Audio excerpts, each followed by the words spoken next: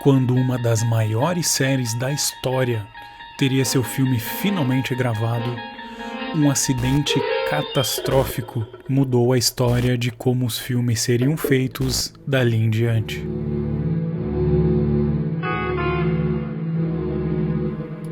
Twilight Zone, ou como foi traduzido aqui no Brasil, Além da Imaginação. É a dimensão da fantasia, uma dimensão além da imaginação.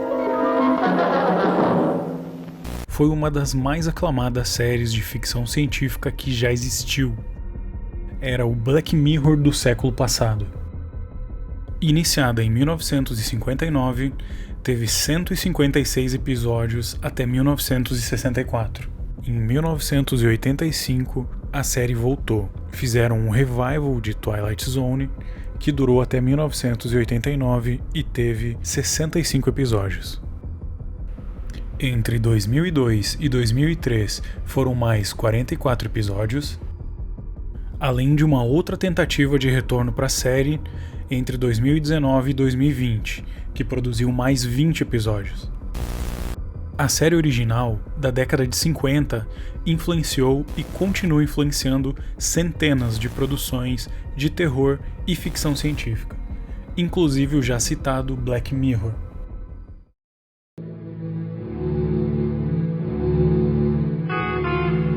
Com todo o sucesso da série, o próximo passo era óbvio. Em 1983, eles queriam fazer um filme. O filme seria o remake de 3 episódios da série original, só que com uma história completamente nova. Tudo isso dividido em 4 segmentos. O primeiro, dirigido por John Landis, o segundo por Steven Spielberg, o terceiro por Joe Dante e o último por George Miller. Todos eles nomes muito influentes no cinema. E foi no primeiro segmento, logo após o prólogo, que um dos acidentes mais trágicos da história de Hollywood aconteceu.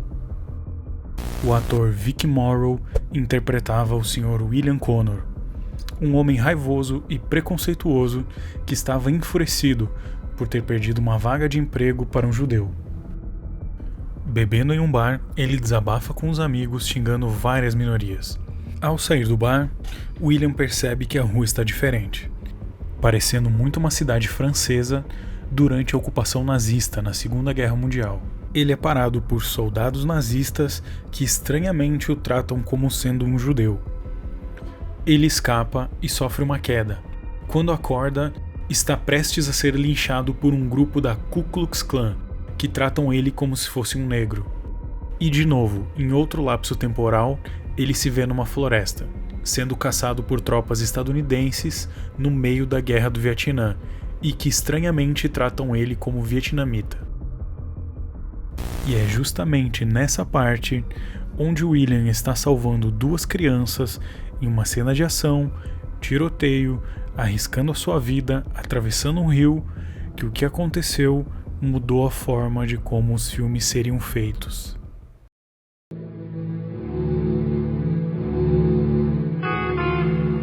A produção e o diretor tinham um desafio na filmagem: como fazer uma cena de ação intensa, com fuga, uma perseguição de helicóptero e 2 crianças envolvidas. O sindicato tinha regras estabelecidas sobre como poderia ser uma filmagem envolvendo crianças. Para passar por cima dessas regras, alguém da equipe fez uma sugestão: que fossem contratadas 2 crianças, fora do sindicato, e pagas como extras. O diretor concordou. Os pais dessas crianças não tinham sido informados de nada, não sabiam como seria gravada a cena, não sabiam do helicóptero, do perigo, da ação, de nada. E na noite de 22 de julho, uma cena com as crianças foi finalizada. Logo depois das 22 horas, elas foram liberadas e enviadas de volta por seus pais. Às 2 da madrugada, uma cena com explosões pirotécnicas foi gravada, e o piloto do helicóptero, Dorsey Wingo, ao ver aquilo, alertou o quão inseguro seria, principalmente porque na cena também teria chuva cinematográfica, o que dificultava mais ainda qualquer tipo de manobra com o helicóptero. Enquanto Wingo e seu copiloto pensavam em como falariam para o diretor sobre a dificuldade de gravar a cena, o próprio diretor disse: "Quero que vocês voem mais baixo. Quero que fiquem mais perto."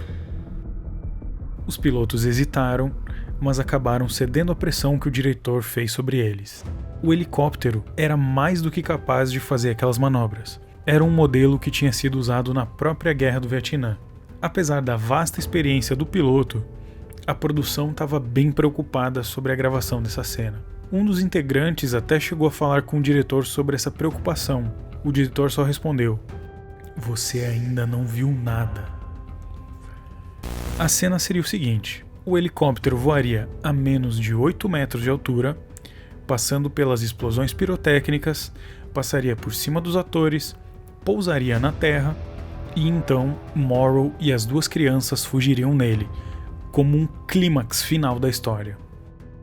A cena começa, o helicóptero se vira para pousar e um morteiro que estava posicionado no set é lançado de forma errônea, acertando a cauda do helicóptero, arrancando ela e fazendo o piloto perder completamente o controle da aeronave. O helicóptero se vira, com as lâminas viradas para baixo, e é lançada sobre os atores. O helicóptero atingiu os 3. O ator Vic Morrow e uma das crianças foram decapitados na hora. E a outra criança, que estava na água, foi esmagada pelo peso daquela máquina gigantesca de guerra. O set foi fechado imediatamente. Os pais das crianças foram para o hospital em estado completo de choque, chorando e gritando desesperados. A imprensa caiu em cima fortemente do diretor e da sua produção, e a infame frase "Você ainda não viu nada" ficou por meses na mídia. As autoridades iniciaram um processo de investigação e um adendo às normas sobre como aeronaves podiam ser inseridas em sets de filmagens que antes incluíam somente aviões, passaram a valer para helicópteros também.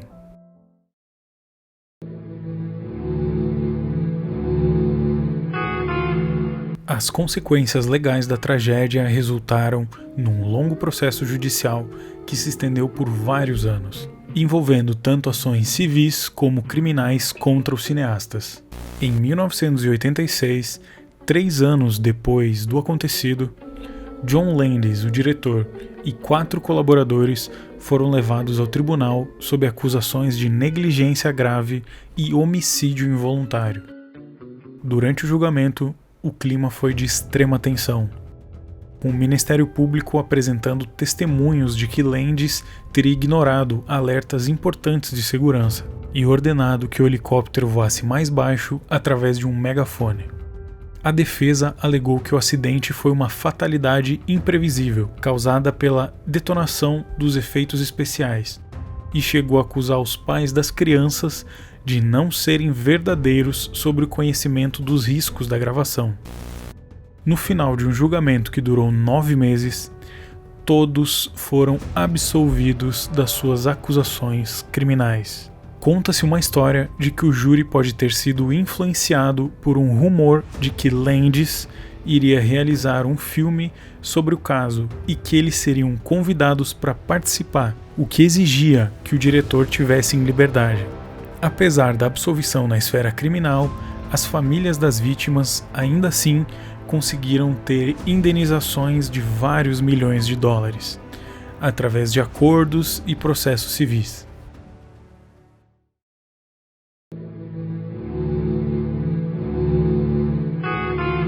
O impacto da tragédia na indústria cinematográfica foi profundo e imediato, provocando uma mudança drástica na forma como Hollywood lida com a segurança nos sets.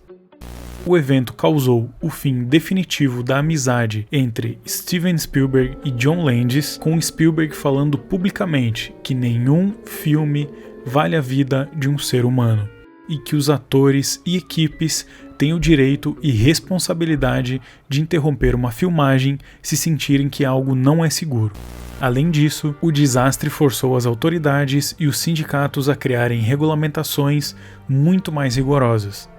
O Conselho Nacional de Segurança dos Transportes passou a incluir diretrizes específicas para o uso de helicópteros em produções de cinema e televisão, algo que antes ainda não era muito regularizado. A fiscalização sobre o trabalho infantil tornou-se extremamente severa, para evitar que crianças voltassem a ser expostas a situações de risco ilegalmente. Quando o filme foi finalmente lançado, a produção optou por omitir qualquer filmagem relacionada com o acidente, e mudando totalmente o desfecho da história.